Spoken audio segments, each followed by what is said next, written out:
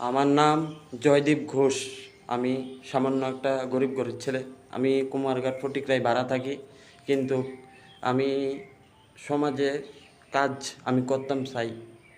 সমাজের কাজ আমি করতাম চাই। টুকটাক আমি রাস্তার কাজ করি, টুকটাক রাস্তার কাজ করি ভাই।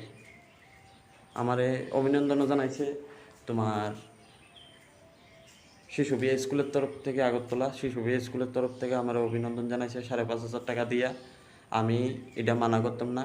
অনেক লোক আমার সাপোর্ট করছে, অনেক লোক আমাকে সাপোর্ট করে না, ঘৃণা করে পিটনের চান্স একটা লয়ে রাখছে।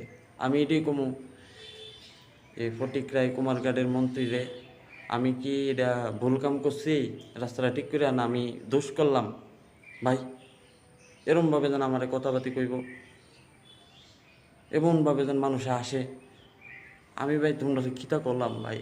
আমার আমি কিতা করলাম তোমরা আমি কিতা করলাম আমার ভাই? তোমরা যেন এরমভাবে আমার ধমকি দিতেছ। আমি ভাই, আমি সাধারণ মানুষ।